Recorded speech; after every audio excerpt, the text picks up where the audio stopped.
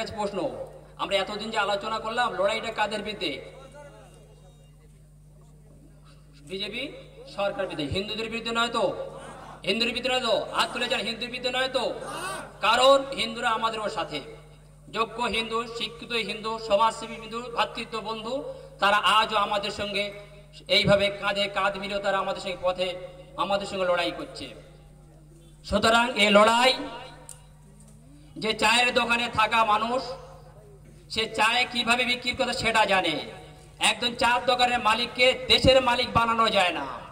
যারা ভুল করবে একজন চায়ের দোকানের মালিককে দেশের মালিক বানিয়েছে, সুতরাং তার যে কর্ম সে তা পালন করছে। সুতরাং সে দেশের মধ্যে একটাই কাজ করে যাচ্ছে, যে আজ থেকে 2014 সালের আগ পর্যন্ত আমরা এলাকায় যারা বসবাস করেছি, আজ আমাদের ব্রেনে বিবেকে আমাদের কোনদিন এটি ভাবিনি যে উনি হিন্দু মানুষ, উনি খ্রিস্টান, উনি বিভিন্ন জাতি কমিউনিস্ট মানুষ, কোনোদিন ভাবিনি। আমরা সেদিন ভেবেছিলাম আমরা একে অপরের প্রতিবেশী, একে অপরের বন্ধু, একে অপরের বিপদের সময় প্রত্যেকে ঝাঁপিয়ে পড়ি।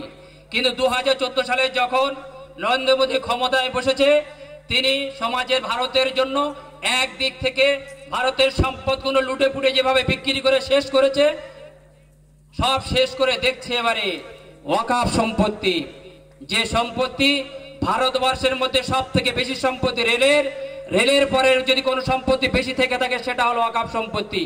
সেই ওয়াকফ সম্পত্তির উপরে শকুনের নজর পড়েছে।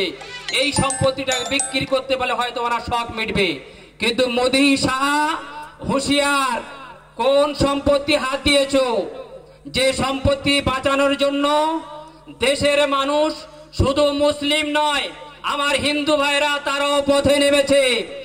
আপনি যে চায়ের দোকানে ছিলেন, যদি এই কালা কানুন, এই আইনকে যদি প্রত্যাহার না করেন, তাহলে এই দেশের হিন্দু, মুসলমান, শিখ, ইসাই, খ্রিস্টান যে আন্দোলন পথে নেমেছে, আপনাকে যারা এই গদিতে তুলেছিল সেই গদি থেকে আবার পুনরায় আপনাকে চায়ের দোকানে পাঠিয়ে চড়বে।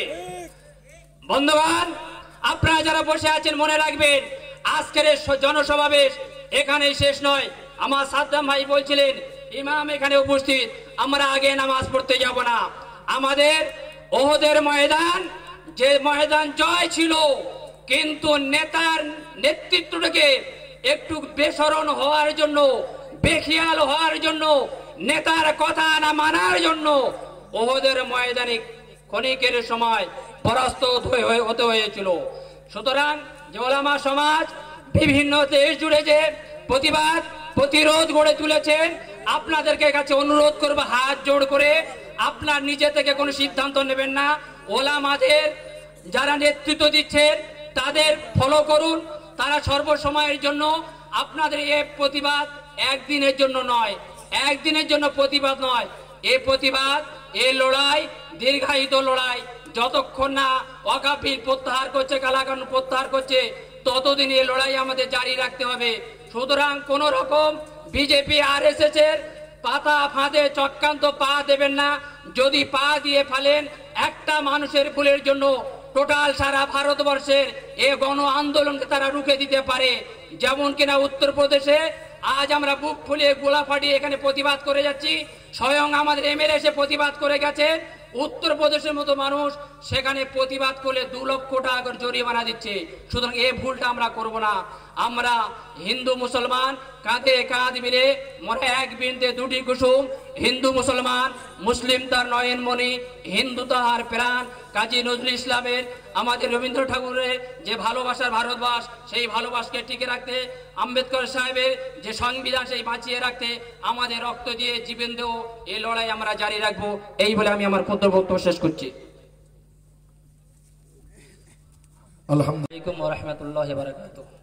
দীর্ঘায়িত আলোচনা নয়, আপনারা সেই জুমার নামাজ পথ থেকে বিভিন্ন লেকচার অ্যাসোসিয়েশনের সমস্ত যোগ্য দক্ষ ওলামা, সাংগঠনিক লড়াকু ওলামাদের কাছ থেকে বক্তব্য শুনেছেন। আমি একটি কথা বলি, দীর্ঘায়িত আলোচনা নয়।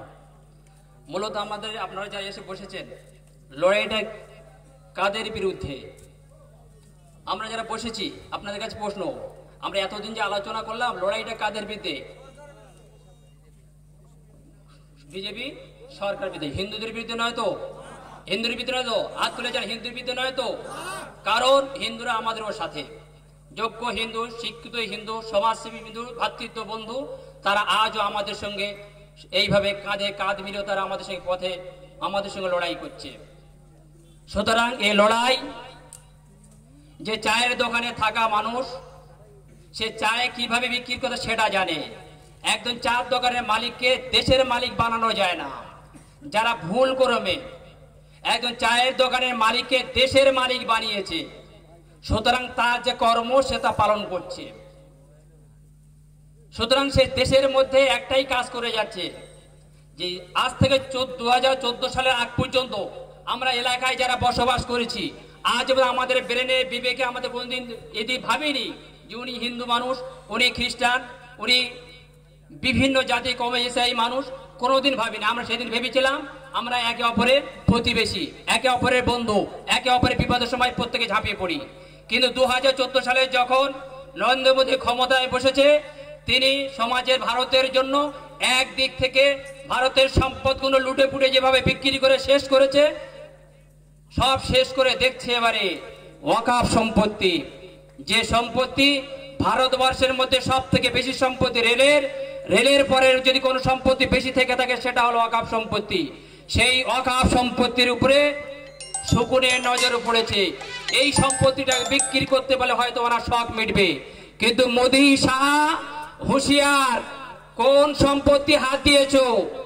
যে সম্পত্তি বাঁচানোর জন্য দেশের মানুষ, শুধু মুসলিম নয়, আমার হিন্দু ভাইরা তারাও পথে নেমেছে।